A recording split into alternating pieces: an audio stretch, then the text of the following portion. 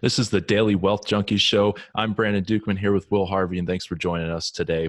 We've got another awesome guest here for you. But first, before we get started, don't forget to subscribe to the show so that way you're not missing any of our daily episodes. And join us on Facebook at facebook.com/groups/wealthjunkies. And Will, let's get started with today.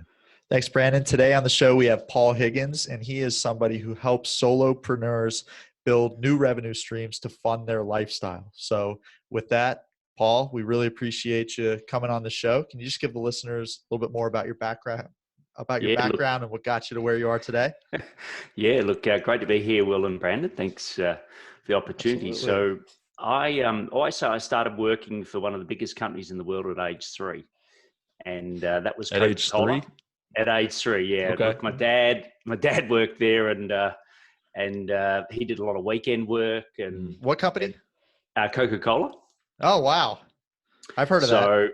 Yeah. So I basically, started with him. So, everywhere he went, I basically shadowed him and spent a lot of time. And that sort of happened all through my career, all through my uni years. And I just always had part-time jobs there. And I did 2 degrees in accounting and marketing. So I always fight with myself. And, at some point I said, I'm going to go overseas, find the job I love. And Coke came to me because all along they said, you'd never work here full time. I said, that's cool. I don't want to work with my dad. That's fine. Anyway, they threw me a set of keys and said, have a go for the next 4 to 6 weeks. We just fill a hole, and then we will, you can go and find your dream job. And 18 years later, I was still there. Wow. So what did you do from there? Yeah. So there's sort of 2 reasons why I left. One was I got my number as everyone. Well, my dad used to always say, look, everyone in corporate will get their number. Mm-hmm. So if you're listening at the moment, your number may come early or it may come late. For me, it came a bit later in my career, but it's when corporate says, you know what, the company's sort of more important than you. Which is, I got offered a job one night, which is a great job. And the next day they said, look, we've changed our mind and we're going to just sort of shelve you until something comes along. And I'm like, that's not me. And I said, look, that's fine. But, obviously that triggers redundancy. I'll take a redundancy and leave. And they said, no, look, you're too good to get a redundancy. And, you just have to sit and wait. So that was when my number was rolled. And then the second thing is I had a health condition, which was only going to get worse. I knew what that path was going to be. And my specialist at the time said, look, you keep traveling the world, working the intense hours and working the way you are, you'll just bring that failure forward. So those 2 things combined meant that I, left the golden handcuffs of corporate and jumped into my own gig. I love that you call them the golden handcuffs of corporate. Yeah. That's so. What? Yeah, Brandon. No, you're good. You go. Yeah. So you left the golden handcuffs of corporate. Did you have a plan? Did you, or was it kind of just figure it out? Look, it was a bit of a combination. Yeah. So the reason that I sort of took so long to make the decision and jump was because, I was treated well at Coke up until that last moment. And, life was good. I kept getting new jobs and everything was great. And I really didn't know what I wanted to do. I'm thinking, unfortunately, because, I did marketing and accounting, and it's a bit like I'm left, right brain. I just had too many options. I didn't know what to do. Mm-hmm. So when I finally made the decision to leave, I sat down with my dad on his farm and we picked olives, which if anyone listening has ever done it, you'll know how laborious that is. You basically just hand-pick, millions of olives for 4 days. Wow. So I said at the start, Dad, we've got to come up with something. And at the end, we realized that I loved helping people. I love mentoring and coaching people. So I said, well, I'll go and be a coach. So that's what I left to do. Wow. And you figured that all out while picking olives, or is that, I mean, what was else just do like, you do, hate picking olives. Yeah. I need to figure out something better to do. Yeah, 4 days in the sun, sitting on your backside picking olives. I hate olives too. To me, I've never found someone who moderately likes olives, you either love them or you hate them. That's what I've seen. But that was a tangent. Anyways. But so what were some of the first steps when you made that decision and just wanted to get out into coaching? What were some of the things you did? Yeah, so I had 3 months. I said, look, if you're going to find someone else for this role, I'll help you. So, I'll help on board, make sure that I leave professionally.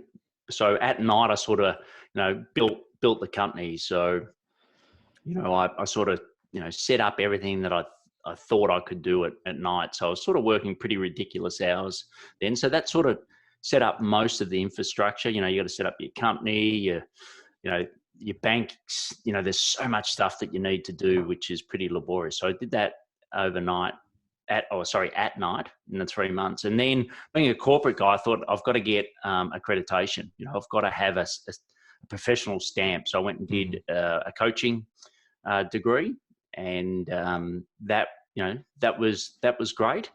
And, I was sort of, I was, in hindsight, I was doing too many things that I shouldn't do. And I was still behaving a bit more like a corporate person than a person that was launching their business. So, I just launched a book sort of back engineering the things that I should have done at the start and continued to do that I didn't. And the lessons, were painful, but hopefully now someone else can expedite it when they read that book. Without giving away the whole book, can you just elaborate on that a little bit? What are some of those things that you, that in hindsight, you wish you would have done differently? Yeah, look, for me, there's sort of 5 key things.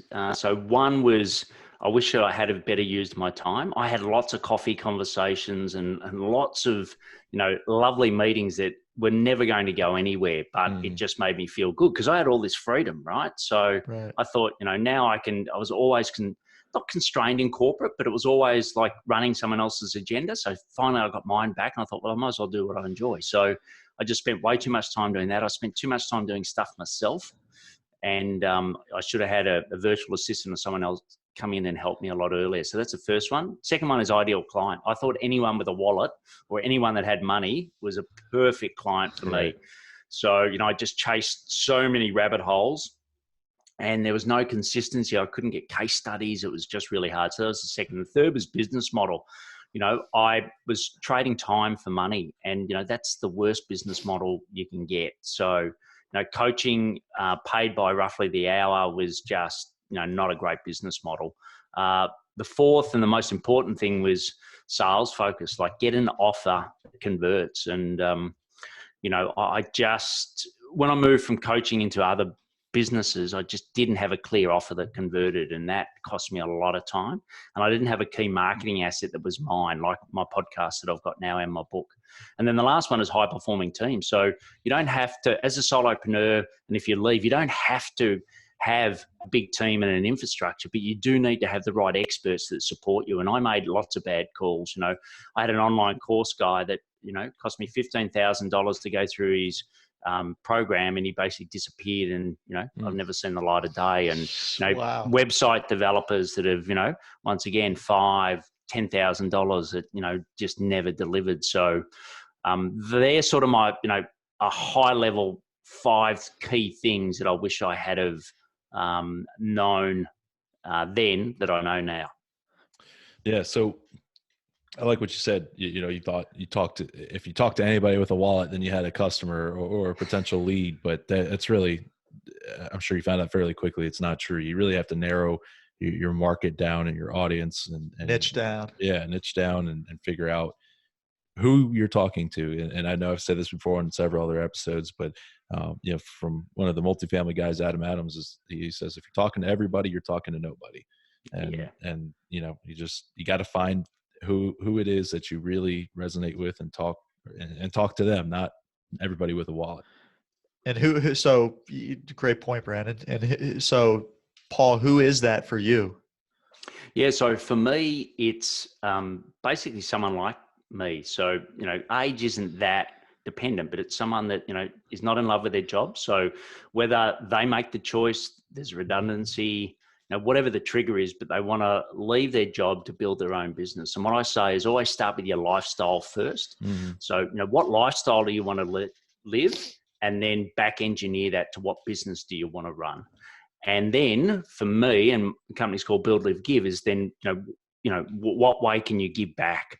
So that's the type of person I'm looking for. And they're normally coaches or consultants. So they're, service-based business. And why I love that model is because I can do it from anywhere in the world. Now with Zoom, which we're on, you can basically add value to people all around the world. And I run a really large community of coaches and consultants, and I can do that from my home in Melbourne, Australia, on my mobile phone, sitting around the pool. Like it's I can go anywhere. And like for my when I had my dialysis and my transplant, I worked the whole time through that, because I'd built a model that I knew I had to run it from a hospital bed. So I think that's who my ideal client is. And I think if you're currently thinking, well, yes, I do need to leave and I'm going to set something up, just make sure that you can set it up that it is global and that it can be run from anywhere in the world. I think, I've seen people try to transition out of a face-to-face business into one that's more remote, and it is a harder transition. I think if you can start there from the start, you'll be better off. That's really cool. That's good. So if I came to you and I said, you said you reverse engineer and you back into the number of whoever you're talking to, what they want to earn. So if I came to you and said, I want to earn $5,000 a month, or if I came to you and said, I want to earn $50,000 a month, what are just some of the differences between that? What would you potentially recommend to each of those people? Yeah, look, I think when I mentioned before that offer that converts, I think, you've really got to focus on, building an audience first. So LinkedIn's a great way to do that as an example. So you got to build that audience, find what they want, not what you think they need, and then just sell that. So don't get distracted, especially to the first 10K. So to people, you guys said it before, we say niche.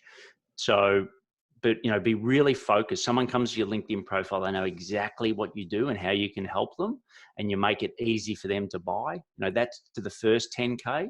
And that 10 to 20K is when you start to have more offers and you start to build a bit of a team so you can do more of the sales and you're not doing all of the delivery components. But certainly to that first 10K, it's really about build an audience, really get an offer that converts, and then just sell that. That's great. And then, I liked your last step too, building out the teams. I think that's, do you think there's too early of a time to start building your team, or is it, too late of a time, or is there kind of a just right time to build the team out? Yeah, look, good question, Brandon. It's from my experience, is it certainly a virtual assistant. The sooner you can get a virtual assistant, the better. So a lot of solopreneur people, people that have left a job to run their own business don't value their time. So it's like, well, my time's free. Well, it's actually not. There's an opportunity cost. Right. There's an opportunity cost of your salary of your previous job, but there's also an opportunity cost of what your time's worth. And if your time's worth $100 an hour, if you're, let's say if you're a coach, even in some cases might be, $700 an hour, if you can get someone at $5 an hour to do those admin tasks, the math is easy. So I think bringing on a VA is really important. Then use contractors for as long as you can. So you're only using them for the time that exactly needed. So a lot of freelancers, etc. We've got 400 vetted experts around the world, so we can sort of help you avoid some of the mistakes that I made by picking the wrong people. And then after that, you can start to build more permanent people. But certainly a VA, I don't think there's ever a time early enough to have a VA. I totally agree with that. When I got one, it was like this light bulb moment went off, and I was just trying to, I started with her doing a few menial things, and then just ramped up more and more. And then she's managing some properties that I have and a few other things. And it's like, now I'm just trying to give her stuff. I'm almost, it's like, what can I turn over to her to where I'm literally doing nothing during the day. because then I can think creatively and like you said, it's that opportunity cost. I won't Yeah, be. look, I had a client that left IBM, great stable job, and went into real estate. So he was flipping homes in the first instance, and now he's sort of built a portfolio up. And once he was doing all of that admin himself, all of the bookkeeping, everything, and once he got a virtual assistant on board, it just made a huge difference I'll bet. to him. So yeah, look, I don't think it's regardless of what job you're doing. I think it's or what service you're providing. I think yeah, it's pretty essential. Yeah, and just to relate back to the podcast, I mean, Will has her, set up working on the podcast, inviting guests and things like that, as well as we're building a team out for the rest of the functions of the show, and it's one of those things that if we tried to tackle this just by ourselves, we would absolutely be nowhere. And it's just you got to have that. You got to have that team to. Right. And typically with entrepreneurs, they're administratively challenged, as my dad would say.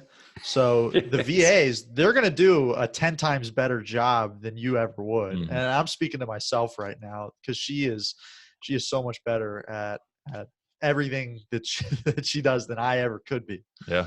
So yeah, and then that sort of goes across other things like, don't try to do design, don't try to do web development, right.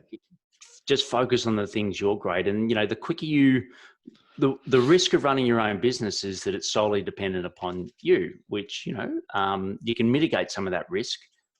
But, what you want to do is draw as much cash out to then invest in assets like, what you guys do, that's actually protecting yourself and you're spreading your risk with you being a single operator. So the quicker that you get revenue that only you can generate, the quicker you'll actually be able to invest that money to protect you and your family. So I think, that's why it's super important to make sure that, you're only doing a few things and then you're getting help of others. And the brilliant thing now with technology is, I can, my team are in, I've got some in the Philippines, some in Colombia, and I can just get on, I use an app called Voxer, Voxer. Okay. And I can just get on, talk, go straight to them and they do the action. So, it's pretty simple. How many do you have on your team? Yeah, so I've got 5 at the moment. Okay. And full time? Yeah. Oh no, look, there's a combination of both. Okay. But we're sort of building. So post transplant, I'm sort of building with the book launch. So we'll keep adding a few more people. But at the height, I had 30, and that was when I actually had an outsourcing business and ran VAs. So that was my business. I couldn't travel because of my health, so I basically sold that off. And but now I still keep a tight team for myself. Oh wow! So you started that's a business that you started and then ended up selling? Yeah. So I had short. I was a coach. Realized I was a really bad coach because I love to share my experience. 18 years at Coke, you deal with a lot of small businesses. So I moved into advisory and advising small businesses, and I saw 2 key problems. One was they weren't using their time well. So to me, getting VA was so essential in that, or a virtual team. And the second was technology. They just weren't using technology to tap into that resource. So then I set up a tech company. So ran both of those. Yeah. And, just as my health declined, I thought, well, I just need to simplify it. So that's when I turned into just group mentoring, which is what I do today. I've got a business partner that runs the tech business, and we sold off the outsourcing business. Very cool. So Paul, I want to kind of jump into a little bit of your illness and how that affected you. If it's something you don't want to talk about, tell me you don't want to talk about it. But I have a feeling it's kind of part of your story and kind of where it got you to where you are today. So, how did that affect the business you were running, and what types of things did it teach you? What did it show you about business or life in general? Yeah, well, thanks for asking, Brandon. And I do want to talk about it because, I've been so lucky that my best friend donated a kidney for me and has extended my life. No kidding. And, I just want to talk about it to others because if you're not a donor at the moment, if you're listening to this, driving, whatever you're doing, please just go. It doesn't take long, and just go and donate because I can only talk from my personal experience that the change that it's made in my life is amazing. And, you know, for me, the thing that I'm so happy with is if I didn't have my condition, I'd still probably be that unhappy guy in corporate, you know, still on planes, missing kids' birthdays, you know, not being there, you know, having a, you know, an okay relationship, but not a great relationship with my wife and my kids. So if anything, it was a bit of a blessing for me because I had forced constraint. You know, I knew there was a timeline where I had to set up a business to be able to run it from hospital. You know, I knew I had to set it up in a certain way that could be run from anywhere. And if anything, my health really helped me get to where I am now. And, you know, there was, when you have failing kidney function, it's like your worst hangover. So if you haven't drunk, just think of, you know, where you just can't think, you can't operate, you've got foggy mind, you can't remember things.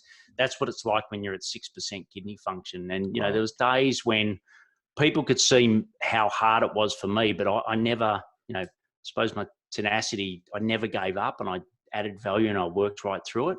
And then a lot of people that left or have had a successful transplant, they've left their company or they've left their job because of the transplant. And then they had nothing to do. Right, so they sat in hospital. You've got meds that keep you awake, you know, 17, 18 hours a day.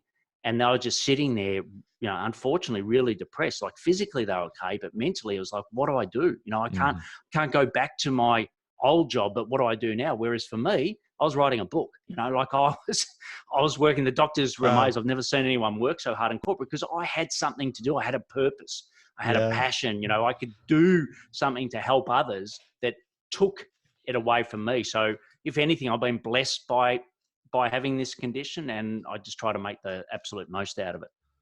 How cool is that? Just the mindset and how you just said that you're blessed to have this, from the outside looking in, terrible thing happen to you. And it turned out to be a huge blessing for you. That's really cool. Yeah. And the story in that is make sure you pick your mates well because, or friends is just in the US because he's, the match we had was better than most siblings. So it was just incredible. Unreal. That a guy I met 30 years ago was such a great match for me. But yeah, if you donate, you can completely change not just the life of the person, but also the whole family structure. It's my mum just passed away. She had the same condition as me. Yeah, she never had the chance to have a transplant, but the joy in her face knowing that I did and that I would extend my life longer than hers was, you know, a gift that, yeah, you know, I'm sure she waited until that moment. That's incredible. Awesome. Yeah. And that kind of goes back to, you know, you can, I don't even know the right words I'm thinking. You kind of choose how you handle things. You know, you could have sat in your hospital bed depressed and, you know, all upset about, you know, your situation or what you did. Yeah. Or what you did say, hey, I got a purpose. I have a book to write. You know, I got word to get out there. And, you know, I think that's extremely important to, you know, just keep moving along. Yeah. You got a purpose. Yeah. And I think, you know, if you're listening at the moment and you're in a job you don't like and you know you can contribute more in life, like it's not a huge step. Like for me, when I look back, I thought it was, you know, such a huge step leaving a career like Coca-Cola, getting paid well, all the benefits that come with it. You know, I thought that was a huge step, but in hindsight, if you get the right support, it's not. And believe me, everyone that I mentor now, no one will go back to working for somebody else again. Once you get that freedom and that joy, it is, it's brilliant. So if you're in that position today, you know, I certainly recommend you having a go. That's awesome. Yeah. I can't imagine after having that freedom by yourself and making your own schedule and doing things on your own terms, that wanting to go back to corporate world is many people's aspirations. Nope. So, well, Paul, where do you kind of see your future in the business that you're in, and how, you know, what's it look like for you? Yeah, look, I want to create a global opportunity where people that are in a job that they don't love, or they want to spend more time with the people they love or do the things that they love, that there is a great alternative. So when I left, I had to figure everything out myself. Mm-hmm. And, you know, I took 5 years of saying to my wife each month, sorry, I don't have the money to give you that I promised you. And after 5 years, that wears a bit thin. So I want to give people the framework and the community and the support to be able to have, a great lifestyle funded by their business and the opportunity to give back. So that's what I want to leave as my legacy on this world. That's great. And That is great. I like how you brought up how it took you 5 years, because really to make any money, because we've had this discussion on other episodes that, everything you see is the success, the afterwards of, the final product, but nobody ever sees, the first day to, day 900 before Right. 901 is successful. And it Working takes in a while. hospital bed. Yeah, I mean, spending hours and hours and hours doing something and writing a book in a hospital bed, and it's just, I think that's extremely important to enforce that. Hey, it's not going to happen overnight. Yep. So yeah, and there's people that have done it. So I didn't learn from others quick enough. I had coaches, which was good, and I had some mentors, but I didn't have a community that were going through or had gone through what I'd done. So often there's a big gap where people go, I want someone that's 20 steps ahead of me. I'm like, no. Well, if you can get someone that is 2 or 3 steps ahead of you, that have already made some of the mistakes that you will naturally make, and they can reduce those, I think that's great. But my advice is don't do it like me. Because I was successful in corporate, I thought I'd just be successful in my own business, and it doesn't play out. They're two very different beasts. Wow. yeah, absolutely. That's right. Well, Paul, we're going to jump into our moments of truth section here. It's the same 7 questions we ask all our guests, and we're just going to get rolling with the first one. Who is your success role model? Yeah, so there's a guy called Mike Cannon Brooks, and he runs a company called Atlassian, which some of your listeners would have heard of. But he's an Australian, and just one quick example of how he gives back is there was a heritage listed property that was going to be knocked over in Sydney and turned into development, and he bought it for $100 million just so that it can be there for the rest of future Australians. So he's an Australian guy that's done cool. brilliantly well globally, and he's a guy that's made money but makes the right decisions. Yeah, love that. I don't know how true some of this stuff is, but I see some stuff on Facebook sometimes about billionaires buying thousands and thousands of acres of rainforest and stuff like that, just so it can't get deforested, and it kind of sounds a little similar to that, just to preserve and protect what's cool. there. So yep. What is your biggest success? Look, we've talked about it, but I think writing that book whilst having a transplant, I think that's been my biggest personal success. And my mum got to see a draft, but I just wish mum was here to see the final product, because I've dedicated the book to her. That's awesome. Yeah, well, she's definitely proud of you, I'm sure. So yeah, I'll have to check out the book too. I know you'll give us the information later. What's a typical day for you look like? Yeah, so I do my morning routine, which is stretches. I read a daily reflection every day, and then I help a community of people posting on LinkedIn. So that's sort of a global community. So I do that, and then I work in 30-minute blocks, and then comes my happy time, which is I go for a ride. This is in the middle of the day. It's blocked, no exceptions. I go for a ride. I go for a swim. I have some lunch, and then I have a 30-minute nap. And that's just the me time in the middle of the day, which is brilliant. And then I go back to working in 30-minute blocks in the afternoon. And because I've got clients all over the world, the times that I work change a bit, but that middle of the day is fenced off. I won't give that up for anything. Very cool. Yeah. That's important. Blocking off the days. That's how you get things done. What's your favorite quote? Yeah, so I'll actually read it so I do it justice. But the smartest person in the world is the one that knows, or one that doesn't know all the knowledge. He just knows where to get it. And that was by Albert Einstein. Wow. Yeah, that's true. You're never going to know anything, but if you That know who to get it from, where to get it from, then you'll become one of the smartest. So that's awesome. What are some of your hobbies? Yeah, so family. I know that's not technically a hobby, but doing sports with my kids. So, they're very sporty, so I coach their teams and get heavily involved in that. So I love that. For me, it's golf. Coming back from the transplant, I've been sort of building my core strength, etc. But now I can start playing golf, which is fantastic. And what I love about golf is it also gives me time with my mates. And Nice. in particular, in March 2020, I'm bringing Brendan, my donor, to the States to play golf. So How cool it'll be is the first that? time I'm allowed to fly in 4 years. And I can't wait to take him over there and play a bit of golf and enjoy that great country you've got. Very cool. That is cool. That'll be a good time. Yep. What is the best business book that you've read? Yeah, so 7 Habits of Highly Effective People by Stephen Covey. And, I talked about that morning routine when I wake up and I read my daily reflection. That was all based off Covey. I worked there when I left Coke. And, it's just been sort of the center of my who I am is that book. It really changed my life when I first read it in 1994. Yep. That's great. We hear that all the time. We hear that book mentioned on here all the time. So, and last question here. If there's one key piece of advice you could leave our listeners with about achieving success, what do you think it would be? Yeah. So what fears you the most is what you should do next. And I think certainly running your own business, like for me, I was so fearful of doing a book. I did a book. So fearful of launching a podcast, did a podcast. So whatever you fear the most, run towards that. And that's what will take your business to the next level.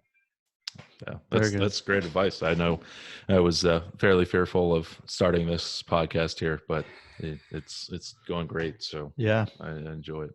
Well, Paul, how can our listeners get in contact with you? How can they get a copy of your book and start working with you?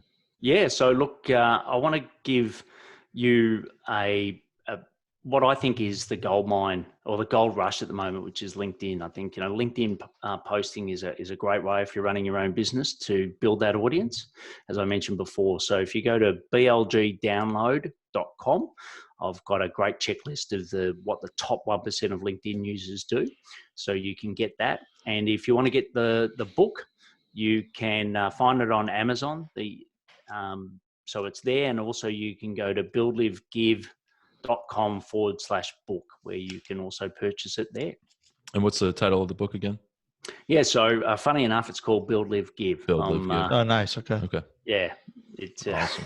That's great. It's a great title. It's going to be a trilogy. So the first one's about build, next one's live, and then awesome. Hey, that's a great setup for it. Well, we'll have to get you back on to talk about that. Yeah, your experience writing those. I'll make sure I get my copy for it, so that way I get all 3 of them sitting on the bookshelf. So that's right. But Paul, we appreciate you being on the show today and sharing all the wisdom and knowledge that you have. And for our listeners, go out, get his book, check out his website, reach out to him, and also subscribe to our show so that way you're not missing any of our daily episodes. And join us on Facebook at facebook.com/groups/Wealth Junkies. Paul, again, we appreciate you being on the show today. Brilliant. Thanks, Brandon. Thanks, Will. Great to be here. Yep. Thanks, Paul. See everyone tomorrow.